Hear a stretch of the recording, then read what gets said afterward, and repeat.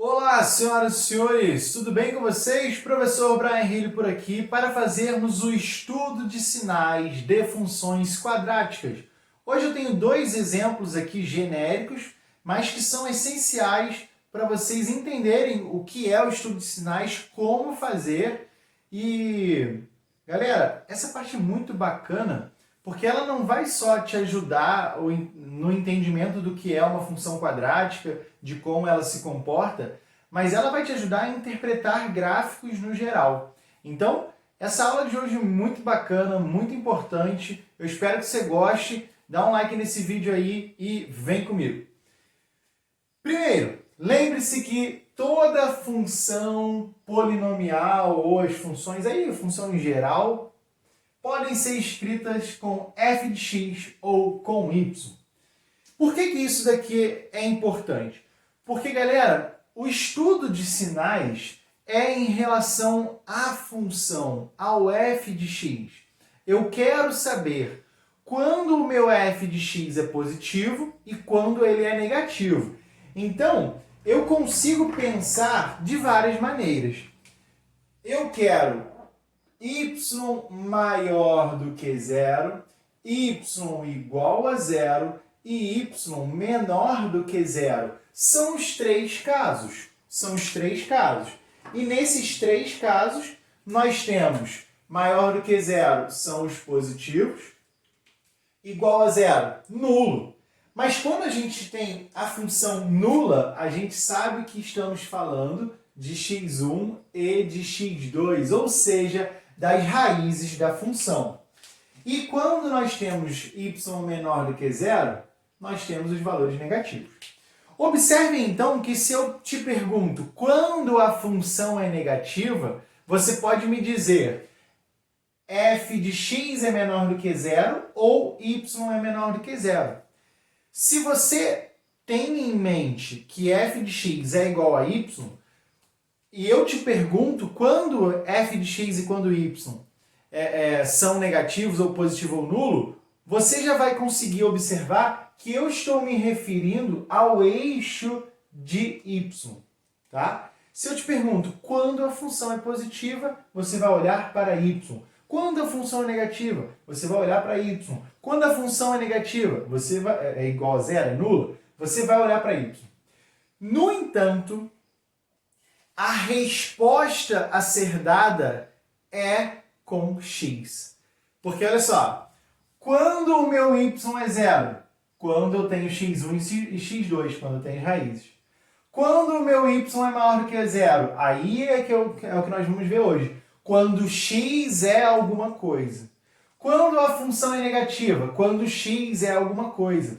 Por mais que estejamos olhando o tempo todo para y, para as ordenadas, o resultado, a resposta é dada com base na abscissa. Então, o y é uma estratégiazinha para você entender o funcionamento, mas a resposta a ser entregue é com base em x. Tranquilo isso? Tanto que quando a gente fala assim, quando y é igual a zero? Quando x é igual a tanto e x é igual a tanto, que são duas raízes no máximo. Então aqui eu já vou colocar ó, x1, e aqui vou colocar também x2, e para cá também, x1, x2. Nós sabemos claramente que a função pode não ter raiz ou pode ter uma raiz só, mas a ideia é a mesma, tá? É a mesma. Eu pretendo gravar outros vídeos sobre isso, com outros exemplos, mas vamos ver aí como é que vai ser, tá? Vamos ver. Se esse vídeo ficar legal, acho que nem vai precisar. Galera,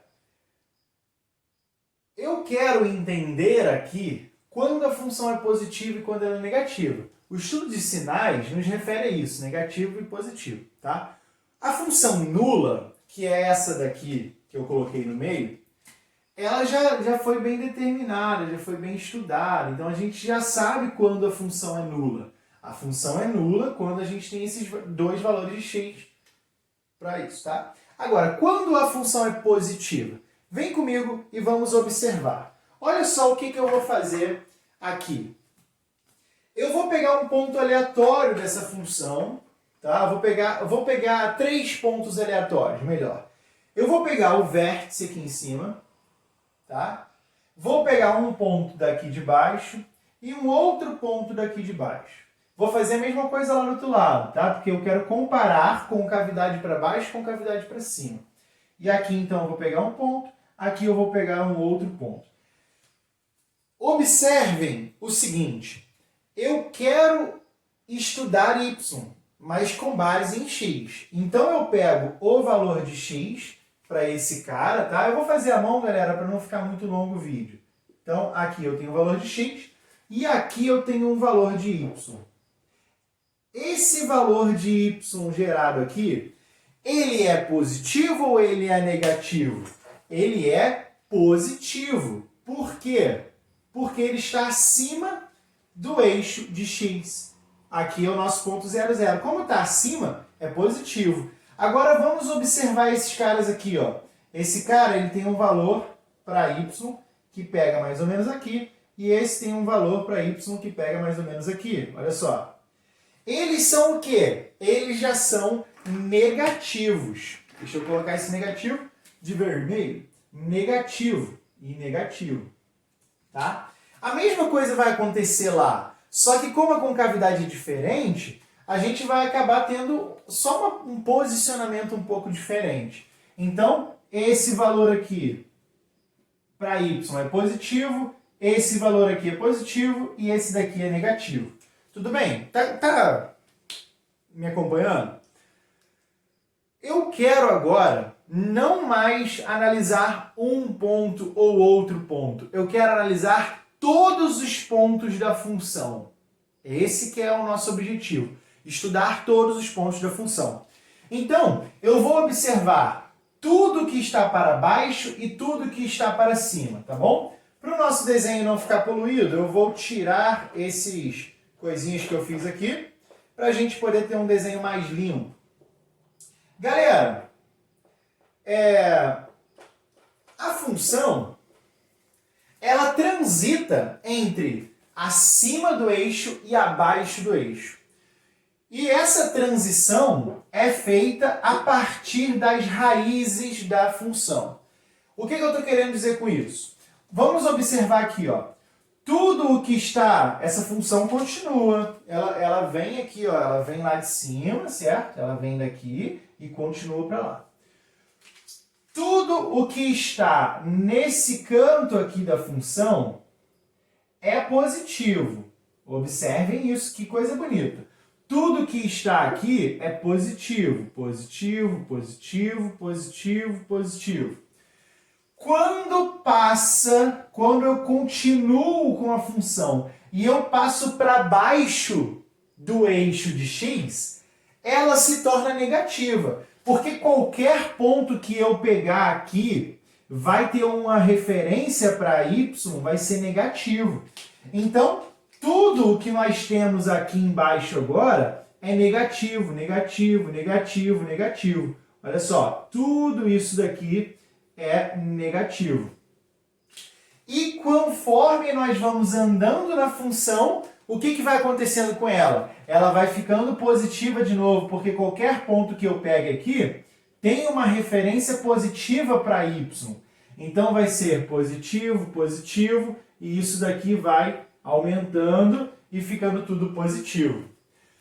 Galera, essa parte é muito bacana, porque nós estamos interpretando o comportamento da função.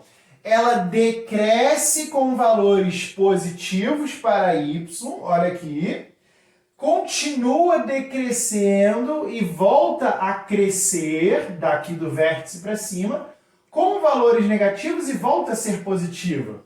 Esse é o estudo do sinal que eu estou propondo para vocês, tá? Vamos observar o que acontece na outra função. Vamos lá, vem comigo. Eu sempre começo da esquerda para a direita, tá?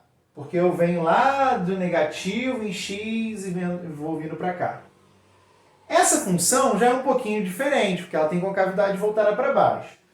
Qualquer ponto, vamos lembrar aqui antes, calma aí, que ela vem lá de baixo.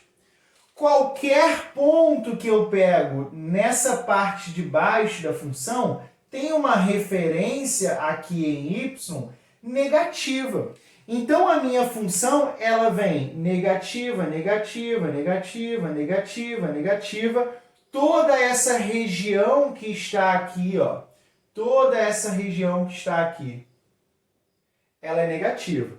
Até que ela fica nula na raiz, lembra que ela é nula na raiz, e passa a ficar positiva em relação ao eixo de y. Qualquer valor que eu pegar nesse arco aqui em cima, qualquer valor que eu pegar, vai ser positivo para y. Então, toda essa região aqui de dentro vai ser positiva para y.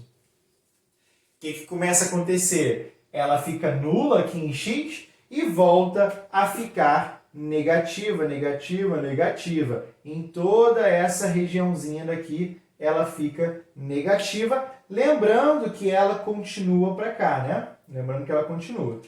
Sendo assim, observe que o comportamento... Vou sair da tela aqui, mas eu continuo falando. Observe que o comportamento da parábola voltada para baixo é diferente do comportamento da parábola voltada para cima. Porque ali eu tenho duas partes negativas, aqui eu tenho duas partes positivas. E isso acontece muito, tá? Inclusive eu posso ter tudo positivo ou tudo negativo também. Não tem problema. Porque isso vai depender da quantidade de raízes. Se eu tenho duas raízes, os comportamentos são esses daqui, tá? Mas, galera, a resposta não foi dada ainda. Tá faltando dar a resposta. E é isso que nós vamos fazer agora. Como eu falei inicialmente, a nossa resposta tem que ser dada com base em x. Então, me acompanha, porque essa parte é um pouquinho complexa, mas com o desenho que eu fiz aqui, vai ser sussa. Vou apagar aqui para ficar melhor. Galera, eu tenho 3 partes a serem trabalhadas. Quando a função é positiva, quando é negativa e quando é zero. Quando ela é zero, a gente já sabe, é quando nós temos as raízes. Então eu vou trabalhar apenas quando y é maior do que zero. Quando a minha função é positiva, observe que minha função é positiva entre os valores que eu tenho das raízes. Olha só, eu quero fazer aqui um traço para que isso fique mais claro, tá? Olha aqui, essa parte, ela está bem definida com essa parte aqui. A mesma coisa desse lado. Para cá e para cá. Por que eu estou fazendo isso? Porque eu quero que você observe que eu tenho espaços diferentes. Eu tenho entre as raízes e fora das raízes. Entre as raízes e fora das raízes. Vamos para essa função aqui, ó. Nessa função, galera, o A é menor do que zero, tá? Concavidade voltada para baixo. Caiu um piloto. Concavidade voltada para baixo. Esse daqui é o nosso Azinho. Quando nós estamos lá no outro cara, nós estamos falando de um A maior do que zero, com cavidade voltada para cima. Com cavidade voltada para cima. Então vamos finalizando. Vamos lá. Y é maior do que zero quando todos os valores de x da minha função estão entre as raízes. E essa ideia de estar entre as raízes é escrito assim, ó, maior que x1, vou colocar em laranjinha, maior que x1, menor que x2, tá? Isso daqui, essa linguagem significa que todos os valores de x estão entre x1, que é uma raiz, e x2, que é outra raiz. Ou seja, qualquer valor de x utilizado aqui nessa região de dentro, que eu estou rachurando aqui, ó, qualquer valor de x vai gerar um y positivo. É essa a ideia. Agora, vamos observar quando ela é negativa. A nossa função é negativa, ou seja, menor do que zero, quando quando x da função é menor do que x1, e x é maior do que x2. Olha só que coisa interessante, galera. Quando eu olho para x menor do que x1, eu quero todos os valores de x menores do que x1. Então, é para cá. Quando eu olho x maior do que x2, eu olho para lá.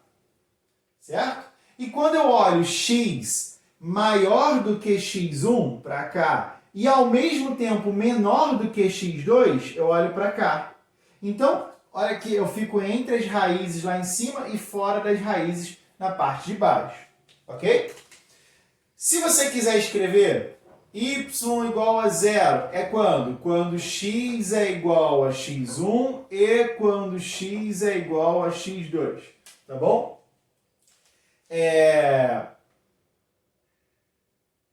Vamos finalizar essa outra ali. Vamos lá. Quando que a minha função é maior do que zero? Opa, agora já mudou. Porque eu tenho todos os valores antes de x1 e depois de x1. Então é o que está aqui embaixo. Vai inverter essas posições. Me acompanha aqui para você ver se não vai dar a mesma coisa. Olha só. Eu quero valores de x que são menores do que x1. E também quero valores de x que são maiores do que x2. Por que eu quero valores maiores do que x2? À direita de x2, tá bom? Porque lá, qualquer valor de x que eu pegar, ó, vamos pegar o valor de x aqui, ele vai ter uma referência na função e pega um valor para y aqui, ó, positivo, sacou? E quando que a minha função é menor do que zero? Quando x é maior que x1 e x é menor que x2 ao mesmo tempo, tá bom? Ao mesmo tempo, porque esse intervalo é junto. Esses dois são separados, tá bom? Eu quero só fazer um detalhezinho aqui. Quando a gente tem intervalos separados, ao invés de utilizar o e, nós vamos utilizar o ou, tá bom? Eu coloquei o e inicialmente para você perceber que são os dois, só que matematicamente ou é um ou é outro, tá bom? Eu não posso escolher um x nos dois ao mesmo tempo, então entra o ou. É só uma questão de escrita mesmo. Beleza, galera? E faltando aqui, quando y é igual a zero? Quando x é igual a x1 ou também aqui x é igual a x2. Aqui também vamos colocar um ou para ficar legal. Beleza, galera? No caso, encerramos o estudo de sinais de funções quadráticas para os dois casos mais importantes. Existem outros, deixa eu ver aqui, 4 casos, tá? Mas são similares, são muito parecidos e com esses dois você já consegue fazer esses outros 4. Eu espero muito que você tenha entendido todo o raciocínio, como que funciona o estudo de sinais, o que é, quando y é positivo, quando é negativo. Tudo isso com base na abscissa. Qualquer dúvida, deixa um comentário nesse vídeo, me manda uma mensagem, vamos trocando ideia, compartilha, dá um like e um grande abraço para você. Até o próximo vídeo. Tchauzinho!